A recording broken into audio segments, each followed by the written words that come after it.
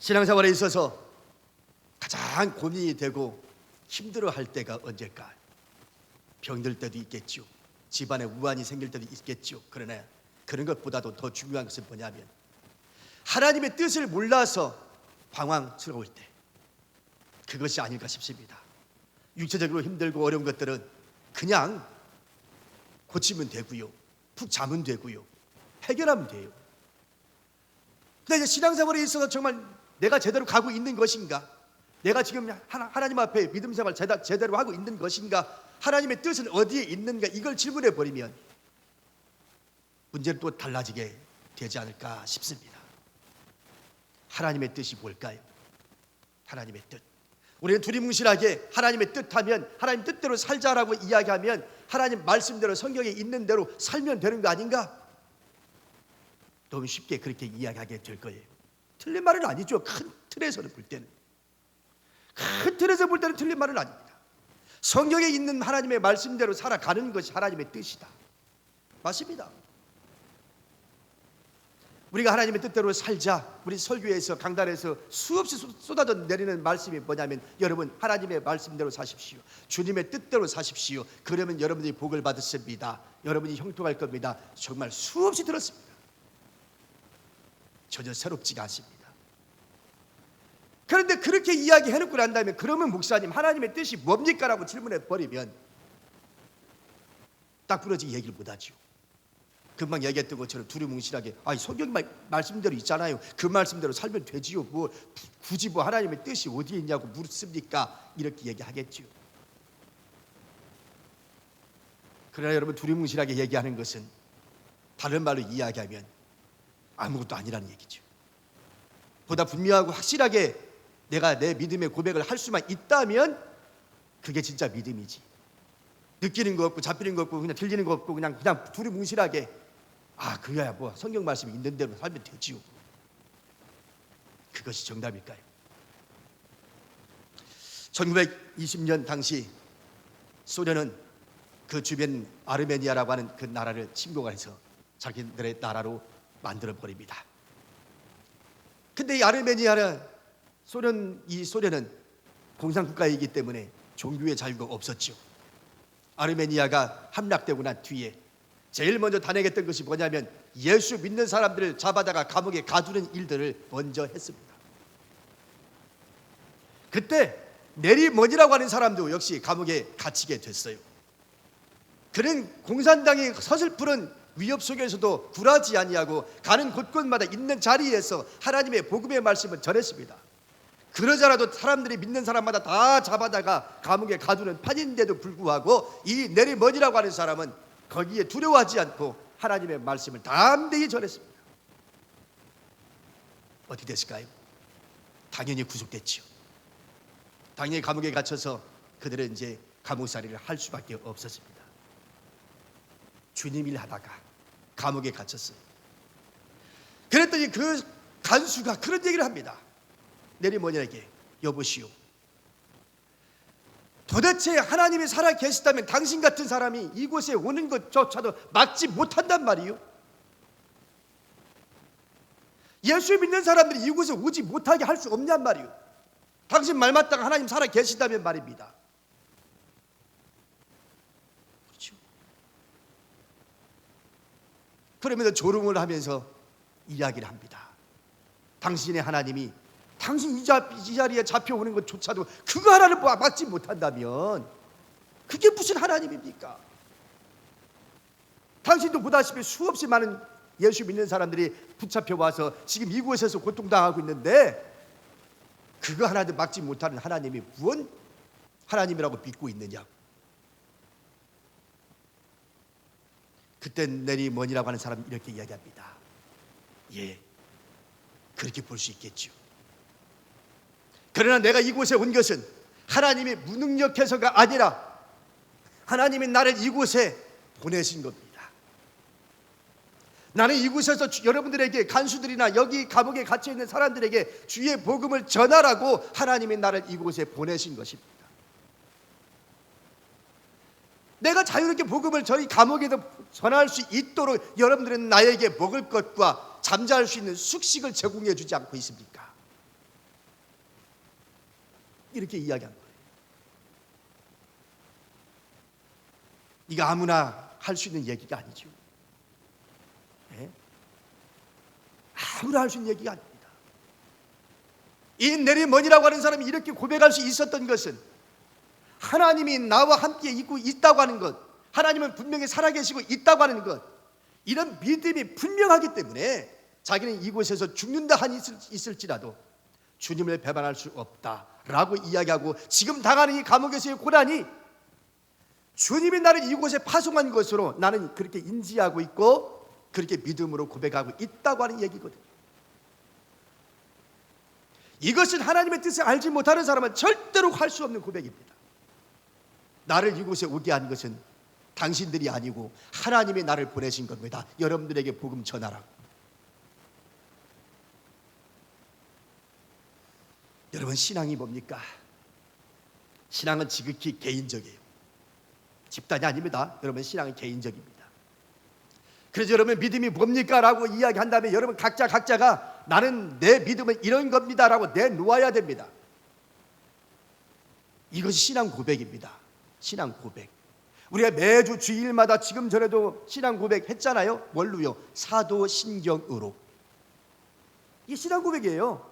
신앙 고백. 그래서 이거 주부에 보면 그랬잖아요. 내가 항상 할 때면 사도신경으로 신앙 고백하시겠습니다. 그렇게 말하잖아요. 신앙 고백이에요. 그럼 여기 신앙 고백, 사도신경은 그럼 누구의 신앙 고백이냐? 사도들의 신앙 고백이에요. 사도신경이니까 사도들의 신앙 고백입니다. 사도들이 누구요?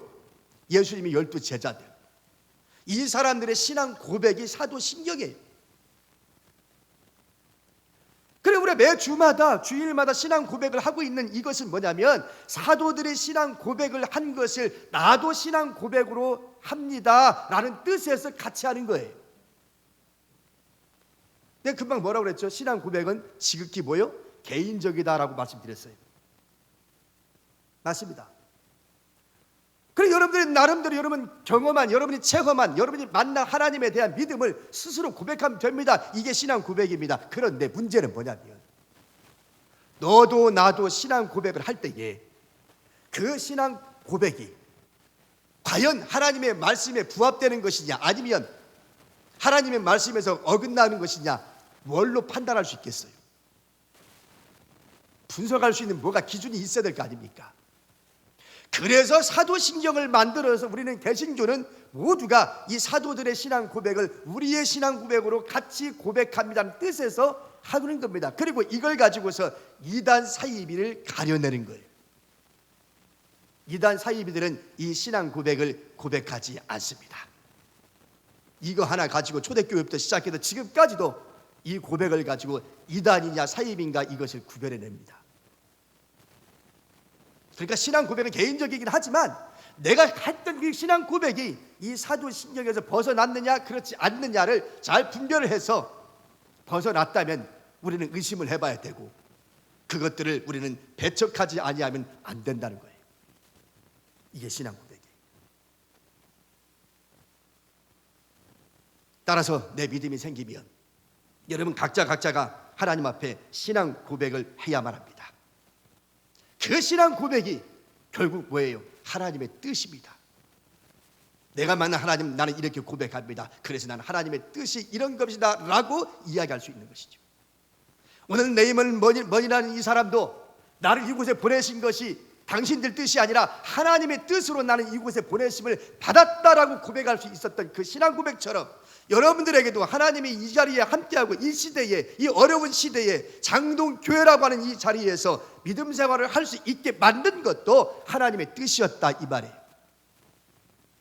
이 세상에 그 많은 교회들이 있지만 여러분이 오늘 우리 교회에서 동시대에 믿음 생활을 하고 있다는 것도 역시 하나님의 뜻이라고 있습니다. 그러면 우리에게도 하나님의 사명이 있다는 얘기겠죠. 중요한 것은 그 내게 주어진 하나님의 뜻대로 내가 사느냐 그렇지 않느냐의 결과는 분명히 달라질 겁니다. 하나님의 뜻대로 살면 축복이 있겠지만 그렇지 않으면 거기에 대한 응당한 책임이 따르게 됩니다. 오늘 읽었던 말씀이 바로 그런 말씀이에요. 오늘 읽었던 말씀을 보면 하나님 남한국 유다 남왕국 유다 마지막 왕의 시대에, 시드기야 왕 시대에 주님이 하신 말씀입니다. 남왕국 이 마지막 시드기야 이 시대가 회복 불능의 시대였었어요. 이 남왕국 유다는 더 이상 회복 불가능한 상태로 놓여져 있었습니다. 사실은 여호야킨이 남유다의 19대 왕으로서 즉위를 하게 됩니다. 그것은 바벨론이라는 나라에 의해서 세워진 왕이었지요. 이미 나라가 망한 뒤에 속국으로 살고 있었으니까요. 여호야킨 왕이 왕위를 앉았는데 석 달 만에 바벨론 왕을 배반을 합니다. 그래서 내가 세운 왕인데 저놈 봐라, 내가 세워줬더니 은혜를 원수로 갚네, 나를 배반해? 그래서 그를 바벨론을 끌고 가버리고 그의 삼촌인 시드기야 왕을 왕으로 세워요. 그래서 20대 왕이 됩니다. 남왕국 유다의 20대 왕이 됩니다. 그 남왕국 왕 시드기야가 11년을 통치합니다. 11년을 통치를 하는데 처음엔 좋았어요. 이 시드기야는요, 하나님의 말씀에 순종할 줄 알았습니다. 왜냐? 예레미야를 친구로 뒀거든요. 예레미야가 누군지 아시잖아요. 예레미야 선지자. 예레미야 선지자를 친구로 둘 수 있을 만큼의 사람이 누구였냐면 시드기야였어요. 그래서 시드기야가 정말 하나님의 말씀대로 살려고 나름대로는 노력을 했습니다. 그래서 예레미야에게 조언도 듣고 하나님 말씀도 물어보면서 그는 하나님과 계약을 맺습니다. 이것이 바로 말씀이 나오는데 읽지는 않겠습니다만 열왕기 하에 나오는 말씀에 있어요. 그래서 예레미야 34장 8절 이하의 말씀을 보면 이 시드기야가 하나님과 계약을 맺고서 동족인 이 이스라엘 히브리 사람들을 절대로 노예로 삼을 수 없어요. 율법에 의하면. 어쩔 수 없이 노예로 삼을 때는 반드시 어떻게 해야 되냐면 제7년마다, 안식년이죠, 제7년마다 어떻게 해야 돼요? 풀어줘야 돼요. 다른 나라 이방 사람들은 종으로 삼을 수 있으나 내 동족 같은 유다 사람이면, 같은 이스라엘 민족 사람이라면 절대로 노예로 삼을 수 없어요. 이게 법입니다. 율법입니다. 그런데 사람이 살면서 어디 그럴 수 있나요? 그래서 인정을 하지만 그럼에도 불구하고 제7년째 되는 안식년에는 다 풀어줘라. 이것이 안식년이에요. 그런데 그동안에는 하지는 않았는데 시드기야가 예레미야의 친구니까 말씀을 듣고 해요. 하나님과 계약을 맺고 말입니다. 멋있잖아요. 얼마나 멋있습니까? 하나님 보시기에도 아름답고, 주여 중에 말씀에 순종하고, 말씀대로 내가 또 그래도 포로들을 다 풀어주면서, 노예들 다 풀어주면서 자유의 몸으로 살게끔 해주니 얼마나 고마워요. 그런데 오래가지 못했어요. 사람이라는 게 참 끝까지 선하게 같이 산다는 게 쉽지가 않아요. 오래가지 못했어요. 오래가지 못하고 결국은 처음에 잘했던 이 시드기야가 결국은 고관들과 이 마음이 바뀌어져 가지고 풀어줬던 노예들 다 다시 잡아들여서 다시 종으로 부려먹고 그렇게 합니다. 그리고 하나님 보시기에 악한 일들만 일삼고 있는 거예요. 참 안타깝지요. 하나님의 말씀을 파기해버리고 하나님의 말씀대로 거역을 할 수밖에 없었던 겁니다. 그래서 열왕기하 24장 20절 말씀에 보면 그는 하나님이 사용하시는 칼인 이 바벨론 왕 느부갓네살 왕을 배반을 해요. 급기야는 앞에 여호야킨이 석 달 만에 바벨론 왕을 배반했던 것처럼 이 시드기야도 배반하고 맙니다. 나름의 생각은 있었습니다. 무슨 생각이 있었냐면, 그래, 우리가 언제까지 이 바벨론의 속국으로 살 수 있겠는가? 이제 오늘 우리도 다시 한번 독립을 해보자. 그래서 누구와 계약을 맺게 되냐면 애굽이라고 하는 나라와 동맹을 맺습니다. 애굽이라는 나라와 동맹을 맺어요. 그리고 바벨론 왕을, 느부갓네살 왕을 배반을 합니다. 나름 애국심이었죠. 누가 봐도 이쯤 되면요, 이 시드기야를 지지하는 백성들 입장에는 박수 받을 일입니다. 그렇잖아요. 그리고 같은 민족인, 같은 동족인 우리 유다 사람들에게는 애국심을 불러일으킬 수 있는 그런 조치였던 거죠. 우리 식으로 얘기하면 애국자입니다. 애국자. 하지만 그것은 겉으로 볼 때, 세상적으로 바라볼 때는 박수 받을 일일지는 몰라도 하나님께서 보실 때는 아니었던 것이죠. 왜냐? 지금 남유다가 바벨론이라는 나라에 망해서 결국 정해진 기간 안에는 하나님이 바벨론이라는 나라의 칼을 들어서 이 땅을 심판했는데 아직 때가 차질 않았거든요. 아무리 발버둥을 친다 해도 정해진 그 기간 안에는 벗어날 방법이 없어요. 그럼 하나님의 뜻에 순종해서 참고 견디면서 그 속에서 우리가 뭘 잘못했는지 회개할 수 있는 기회를 한 번쯤 가져볼 것도 필요했습니다. 왜 하나님의 백성인 우리가 북쪽 이스라엘은 아시리아의 나라에 의해서 망했고 남쪽 유다는 우리도 결국은 바벨론이라는 나라의 침공을 받아서 이렇게 망했는데 도대체 뭘까? 지금 과연 우리가 독립을 이룰 때냐, 아니면 참고 인내하면서 잘 견뎌내면서 비록 굴욕적이지만 참고 인내하면서 하나님의 뜻을 다시 한번 찾아보는 기회를 잡을 것인가, 이거를 생각을 했어야 되는 겁니다. 그런데 지금 시드기야는 뭐하고 있느냐? 까짓고 11년 동안 통치하는 가운데서 이제 우리도 다시 애국해야 되잖아? 저 애국이라는 나라가 그래도 견줄 만한 나라인데 저 애국이라는 나라와 우리가 한번 동맹을 맺어서 저 바벨론을 까짓고 한번 해보지 뭐. 그렇게 된 거예요.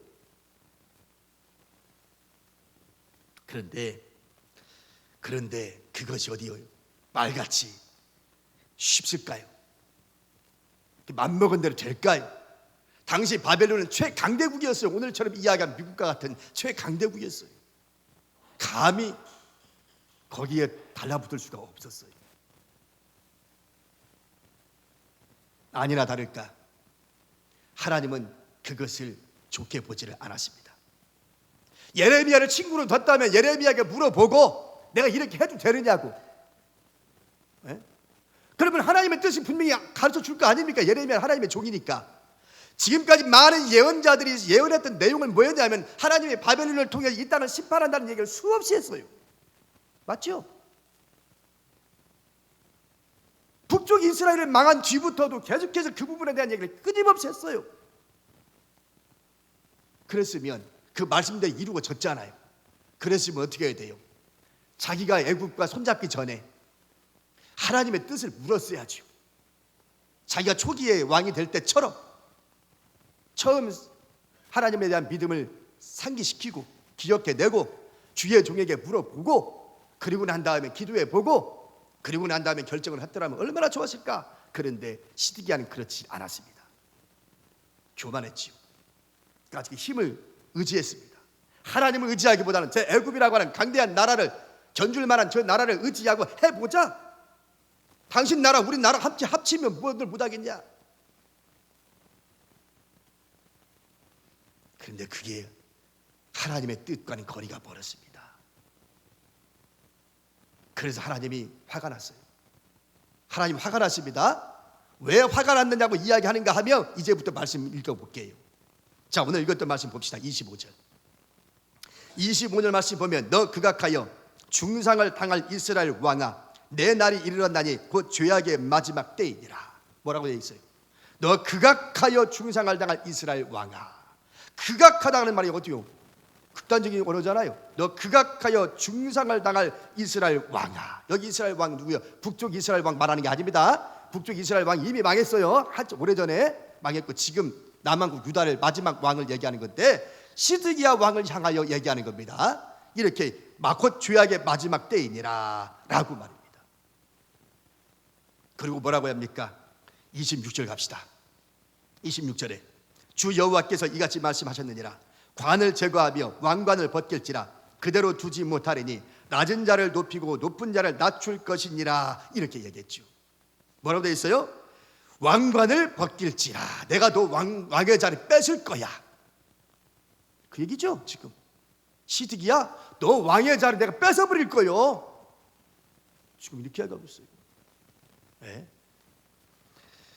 여러분 이 왕의 자를 뺏겠다고 하는 이 말을 더 확실하게 하나님이 무엇을 받기 위해서요 뭐라고 이야기하냐면 그 뒤에 또 나옵니다. 볼까요? 그리고 봅시다. 27절입니다. 내가 엎드려뜨리려니와 이것도 다시 잊지 못하리라. 마땅히 얻을 자가 이르면 그에게 주리라. 이렇게 얘기했어요. 여기 엎드려뜨린다는 몇 번 나왔어요? 3번 나왔어요. 내가 엎드려뜨려서 너의 왕의 자리를 뺏고 마땅히 줄 사람에게 내가 주겠다. 여러분, 여기서 우리 하나님의 진노의 그 음성이 들리지 않습니까? 하나님이 얼마나 화가 났는지 중상을 당한 극악한 왕아, 이렇게 이야기하면 내가 너를 엎드려뜨려서 너 왕자리 뺏고 내가 줄 만한 사람한테 줄 거다. 이렇게 얘기하고 있어요. 여러분, 우리 하나님도 화내실 줄 아세요? 우리 하나님 맨날 뭐 웃기만 하시는 하나님이 아니에요. 우리 하나님이 이렇게 때로는 화가 나시게 해서요, 진노하실 때도 있어요. 여러분, 조선시대에 과거 시험을 봐야만 관직에 나갈 수 있었잖아요. 조선시대에 과거도 거치지 않고 이조판서와 우의정까지 올랐던 사람이 한 분 계십니다. 이분이 허목이라고 하는 사람입니다. 1595년부터 1682년까지 과거 시험도 거치지 않고 그는 이조판서와 우의정까지 올랐던 바로 이 허목이라고 하는 분이 계십니다. 이분이 기원서라고 하는 그 자기 글에 이렇게 썼어요. 힘만 믿고 날뛰는 사람은 제명에 못 죽는다. 힘만 믿고 날뛰는 사람은 제명에 못 죽는다. 왜? 사람은 자기의 명이 있는데 그 명수대로 다 살고 가면 축복인 거죠. 근데 힘만 믿고 날뛰는 사람은 자기 제명에 못 죽는다는 거예요. 그 다음 또 뭐라고 썼냐면, 이기기만 좋아하는 사람은 반드시 적수를 만난다. 맨날 이겼다고 자랑만 하는 사람은 반드시 너 적수 만난다. 너와 함께 겨룰 수 있는 적수 만난다. 이기기만 좋아하는 사람은 반드시 적수를 만난다. 그 다음 또 뭐라고 얘기하냐면, 도둑은 주인을 미워하고, 그렇죠? 주인이 있어도 도둑질을 못하는 거 아니에요. 주인이 없어야 도둑질 하는데 도둑은 주인을 미워하고, 백성은 윗사람을 원망한다. 백성은 그러잖아요. 힘들고 어려우면 누굴 원망해? 나란지 원망이야. 참 사람 신기해요. 네. 아니, 대통령을 원망하고 그래요. 사람들이 힘들면 모두 타깃을 잡는 거예요. 그 다음에 군자는 천하의 위가 될 수 없음을 알아서 아래에 처하고, 군자는 무슨 아시겠죠? 군자는 천하의 위가 될 수 없음을 알아서 아래에 처하고. 이 소자와 군자의 차이가 여기 있다 이거예요. 군자는 언제나 어떻게 한다? 위에 있을 수 없다는 걸 알아 스스로가. 언제나 위에 있을 수는 없어. 그러면 차라리 내가 밑에 있는 것이 낫다 이거야. 이 사람 얘기요. 그 다음 또 뭐라고 얘기하냐면, 무사람의 선두가 될 수 없음을 알고로, 무사람의 선두 맨 앞에 1등이 될 수 없다는 걸 알아서 늘 뒤에 선다. 군자는 스스로 알아도 자기 스스로가 맨 뒤에 꼴찌에 쓴다 이거예요. 그 다음 강하가 뭐예요? 바다하고 강물 말하는 거예요. 강하가 비록 아래로 흐르지만, 물들은 위에서 아래로 흐르잖아요. 물들은 위에서 아래로 흐르지만 온갖 시내의 우두머리가 되는 것은 자기를 낮추기 때문이다. 무슨 말이에요? 바다와 강들이 어디에서 생겨요? 저 산에서부터 졸졸 내려오는 시냇가에서부터 시작해서 강물이 만들어지고 바다가 만들어진다 이 말이에요. 그러니까 강물이라고 하는 건 언제나 위에서 아래로 흐르지만, 그렇지만 이 온갖 자기를 낮추기 때문에 이 시냇물이 항상 어디에 있어? 위에 있어. 밑에 있지 아니야. 자기를 낮추기 때문에. 이거를 허목이라고 하는 분이 말을 합니다. 자, 이렇게 놓고 보면 지금 히스기야는 어떻게 했어요? 하나님의 말씀대로 하나님 뜻대로 살았어요? 못 살았어요? 못 살았어. 자기 힘을 의지한 거죠. 애굽의 힘을 의지하고 내가 힘을 의지하고 해보자 이거지. 하나님의 뜻은 그것이 아니었는데. 그 결과는 어떻게 됐을까요? 분명히 예언자들의 예언대로 정해진 기간 안에는 발버둥 친다고 될 일이 아닙니다. 거기에 굴욕적일지라도 참고 인내하면서 견뎌냈어야 되는데 그렇지 않았잖아요. 결과는 어떻게 됐을까요? 여러분, 결과는 이렇습니다. 열왕기야 25장 6절과 7절 말씀에 보면 이렇게 되어 있어요. 그들이 왕을 사로잡아 그를 림나에 있는 바벨론 왕에게로 끌고 가매 그들이 그를 신문하니라. 그들이 시드기야의 아들들을 그의 눈 앞에서 죽이고 시드기야의 두 눈을 빼고 노사슬로 그를 결박하여 바벨론으로 끌고 갔더라. 어떻게 됐다고 그랬어요? 바벨론 그 르므라스 왕이 쳐들어와가지고 시드기야를 잡아서 바벨론으로 끌고 가가지고 어떻게 했다? 자기 눈앞에서 보는 앞에서 자기 아들들, 시드기야의 아들 다 죽여버렸어요. 아버지가 보낸 아들들 다 죽여버렸어요. 그리고 뭐 했다? 시드기야 왕의 두 눈을 뽑아버렸어. 두 눈을 뽑아버려가 뇌사슬로 묶어서 그로 하여금 고통당하게 만들었다. 그렇게 얘기하고 있어요.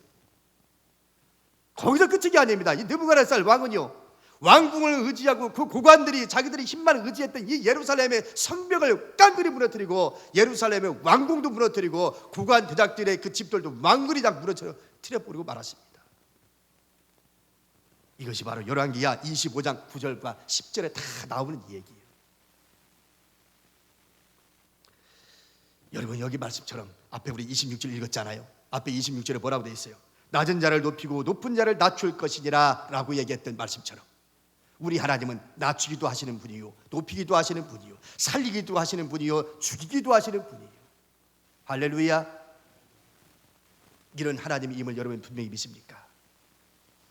이런 낮추기도 하시고 높이기도 하시는 그 하나님은 오늘 우리에게 분명하게 보여줬어요. 우리 인생이 어떻게 살아가는 것이 참된 인생인가를. 그것도 말로만이 아니라 당신 스스로 보여줬습니다. 이게 누구요? 바로 예수 그리스도이십니다. 그래서 예수 그리스도를 통해서 우리에게 확실하게 낮추는 자가 높아진다는 그 진리를 보여줍니다. 이것이 바로 빌립보서 2장에 나오는 얘기예요. 여기 말씀 중에 8절에 뭐라고 되어 있어요? 자기를 낮추시고 죽기까지 복종하셨으니 곧 십자가에 죽으심이라 라고 되어 있죠. 여러분, 우리 예수님은 하나님의 아들입니다. 하나님 당신이십니다. 본체이십니다. 그런데 이 땅에 오신 예수님 왜 죽어야만 합니까? 십자가에 안 죽어도 될 일을 왜 죽어야만 합니까? 이유는 하나예요. 뭐 때문에? 하나님의 뜻 때문에. 하나님의 뜻 때문에 십자가에 죽으신 거예요. 죄 없으신 우리 주님께서 말입니다. 하나님의 뜻대로 죽으신 거예요. 여러분, 우리는 하나님의 뜻이면 내 뜻을 접을 줄도 알아야만 합니다. 하나님의 뜻이면 손해 볼 줄도 알아야만 합니다. 하나님의 뜻이면 모든 걸 버릴 줄도 알아야 됩니다. 이게 결코 쉽지는 않지만 우리 주님은 그것을 친히 우리에게 그것을 보여주었어요.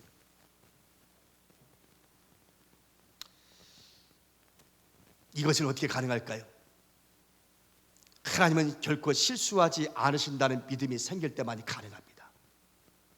내가 손해보는 것 같고 내가 지는 것 같고 내가 망할 것 같고 그래서 내가 내 인간의 힘과 세상의 권력과 세상의 힘을 의지하고 싶은 마음이 올라올 때마다 이거를 이겨낼 수 있는 힘은 어디 있느냐? 내가 손해보더라도 하나님은 결코 실수하지 않으신다는 믿음이 생기면 가능합니다. 내가 주님의 뜻대로 살면 결코 손해보지 않는다는 그 믿음이 생기면 가능합니다. 왜? 우리 하나님은 실수하지 않으시니까요. 이제 한번 결론을 내릴까 합니다. 지금 코로나 사태로 많은 교회들이 지금 힘들어하고 있어요. 많은 교인들이 떠나고 있습니다. 코로나 때문에 교회를 못 나오겠다고 하는 사람이 길어지면 어떻게 될까요? 결국 떠나는 거죠. 그런 거예요. 잠깐 내가 코로나 때문에 무서워서 교회 못 나오겠다고 하고 있지만 그것이 장기화돼 버리면 결국 교회 떠나는 거예요. 실제로 지금 우리 현장에서 벌어지고 있는 얘기입니다. 많은 교회들마다 지금 예배 숫자가 지금 완전히 지금 옛날에 비해서는 완전히 떨어졌어요. 우리도 마찬가지고요. 그리고 지금도 흔들리고 있는 사람들이 참 많습니다. 오늘 우리에게 선택을 요구받고 있습니다. 하나님의 뜻대로 살 것인가? 세상 뜻대로 살 것인가? 믿음을 따라 살 것인가? 현실을 따라 살 것인가? 바로 이것을 우리에게 지금 요청받고 있는 거예요. 여러분, 힘들죠? 저도 한때는 목회를 그만두려고 했던 적도 있었습니다. 여러분들 다 알고 있지만, 그런데 그때 내게 힘이 되었던 찬양이 하나 있었습니다. 그것이 뭐냐면 하나님은 실수하지 않으신다네 라고 하는 찬양이었어요. 여러분 주보에 있죠? 볼까요? 주보에 있어요. 하나님은 실수하지 않으신다네. 내가 걷는 이 길이 혹 굽어도는 수가 있어도, 내 심장이 울렁이고 가슴 아파도, 내 마음속으로 여전히 기뻐하는 까닭은 하나님은 실수하지 않으실 일세. 내가 세운 계획이 혹 빗나갈지 모르며 나의 희망 덧없이 쓰러질 수 있지만, 나 여전히 인도하시는 주님을 신뢰하는 까닭은 주께서 내가 가야 할 길을 잘 아심일세. 어두운 밤 어둠이 깊어 날이 다시는 밝지 않을 것 같아 보여도 내 신앙 부여잡고 주님께 모든 것 맡기리니 하나님을 내가 믿음일세. 지금은 내가 볼 수 없는 것 너무 많아서 너무 멀리 가물가물 어른거려도 운명이여 오라, 나 두려워 아니하니 만사를 주님께 내어 맡기리. 차츰차츰 안개는 거치고 하나님 지으신 빛이 뚜렷이 보이리라. 가는 길이 온통 어둡게만 보여도 하나님은 실수하지 않으신다네. 할렐루야. 오늘의 이 가사처럼 여러분, 하나님이 실수하지 않으신다는 분명한 믿음이 생긴다면 지금처럼 흔들리고 어려운 이 시기에 주님을 끝까지 붙잡고 믿음으로 승리할 수 있는 여러분 되기를 이 말씀으로 축원합니다. 기도하겠습니다.